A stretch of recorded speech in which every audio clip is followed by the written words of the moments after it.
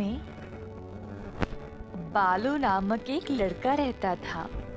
बालू बचपन से ही अनाथ था। वह मंदिर में रहता था क्योंकि उसको कोई घर नहीं था। लोगों की मदद करके वह बदले में उनसे खाना पीना मांगता था। अब क्योंकि बालू का अपना परिवार नहीं था, वह गांव के हर किसी को अपना ही मानता था। परंतु गांव में कोई भी उसकी परवाह नहीं करता। बालू को बहुत बुरा लगता था। कभी कभी उसको बहुत सारा काम करने के बाद भी ठीक से खाना नहीं मिलता। बालू हमेशा बड़े बड़े सपने देखा करता था। मंदिर में बैठे बैठे बालू सोच रहा था कि वह अपने सपनों को पूरा कैसा करेगा। जब उसने मंदिर के पंडित को बचा हुआ दान चोरी छुपे चुराते हुए देखा और घर की ओर निकलने लगा।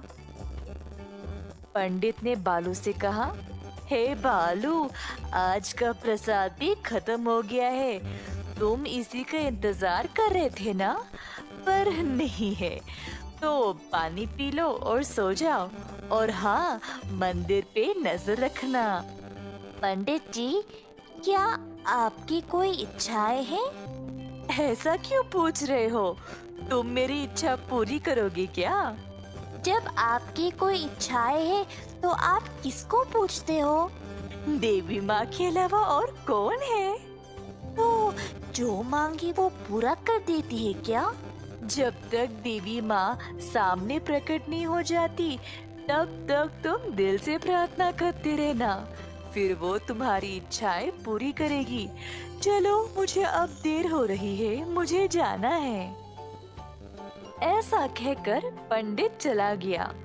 बालू खड़ा हुआ और देवी माँ की मूर्ति के पास गया।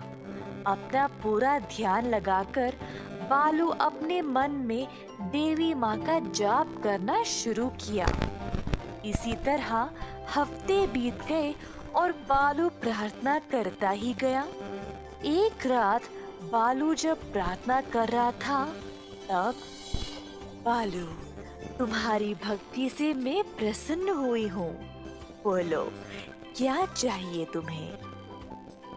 काफी देर तक सोचने के बाद बालू ने कहा, देवी माँ, मुझे ये वरदान दो कि मैं जो भी छूऊं वो सोने में बदल जाए।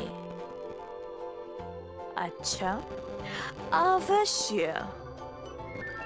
बालू को ये वरदान मिलते ही उसने मंदिर को छुआ और पूरा मंदिर सोने में बदल गया। यह देखकर बालू खुशी से झूम उठा और सुबह सवेरे गांव की ओर चला गया। बालू गांव के बीचों बीच एक बरगद के पेड़ के पास गया और सबको बुलाया। मेरे भाइयों, बहनों, बड़े और बुजुर्ग, सब आ जाओ इधर, देखो जादू। ये आंखें खोलो और देखो। ऐसा कहकर बालू ने पेड़ को छुआ तो पूरा पेड़ सोने में बदल गया। सब लोग चमकीले सुनहरे पेड़ को देखकर आश्चर्यचकित रह गए। ये मेरी जादुई शक्ति है, जिससे मैं जो भी अपने हाथों से छूऊं वो सोने में बदल जाता है। ये सुनकर सब लोग और भी हैरान रह गए। सबको अब बालू पसंद आने लगा और उससे अच्छा बर्ताव करने लगे। बालू बहुत खुश हो गया और इधर से उधर दौड़ने लगा कुछ और बच्चों के साथ।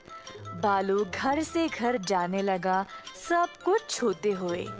एक एक करके सारे घर सोने में बदलने लगे और जल्द पूरा शहर एक सुनहरा शहर बन गया। सब लोग बालू की प्रशंसा करने लगे। सब लोगों ने उसको मजेदार भोजन भी दिया। बालू भी ये सब देखकर उत्सुक हो गया। टोकरी से जब उसने सेब को उठाया तो सेब भी सोने में बदल गया और बालू उसको खा नहीं पाया। ये देखकर बालू दंग रह गया। उसने सोचा कि अगर ऐसा ही रहा तो उसको भूखा मरना पड़ेगा।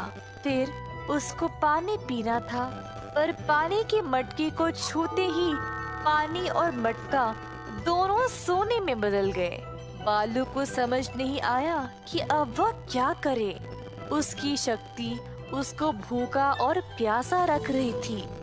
बालू जल्दी एक नदी के पास गया और पानी लेने नदी में हाथ डालते ही पूरी की पूरी नदी सख्त सोने में बदल गई।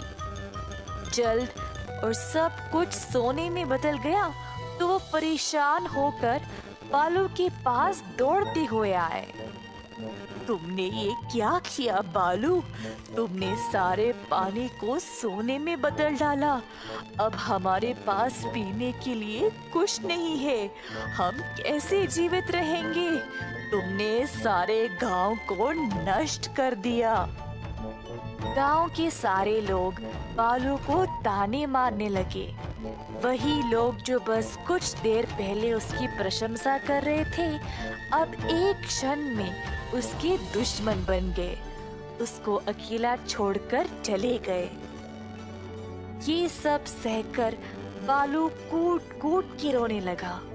बालू को इतना दुखी और परेशान देखकर देवी माँ फिर से उसके सामने प्रकट हुई। क्या अब तुमने देख लिया कि तुम्हारी इच्छा का परिणाम क्या हुआ? तुमने कुछ सीखा या नहीं? देवी माँ, मैं बचपन से अकेला हूँ, तो मैंने इस गांव को ही अपना माना था। मुझे लगा अगर मेरे पास ऐसी कोई शक्ति होगी तो सब लोग मुझे पसंद करेंगे और मेरे साथ रहना चाहेंगे। मेरा और कोई इरादा नहीं था। ठीक है बालू, मैं इस वरदान को वापस ले लूंगी। और सब कुछ कहकर देवी माँ ने सब कुछ ठीक कर दिया और बालू को आशीर्वाद दिया कि वह हमेशा स्वस्थ रहे और गांव के सभी लोग उसको प्यार करें और उसका अच्छे से ख्याल रखें। इस कहानी से हम ये सीखते हैं कि जो भी अपनी बुद्धि का उपयोग नहीं करेगा वो कभी कुछ नहीं पा सकता, पर जो सोच समझकर काम करता है वो दुनिया की किसी भी बाधा को आसानी से पार कर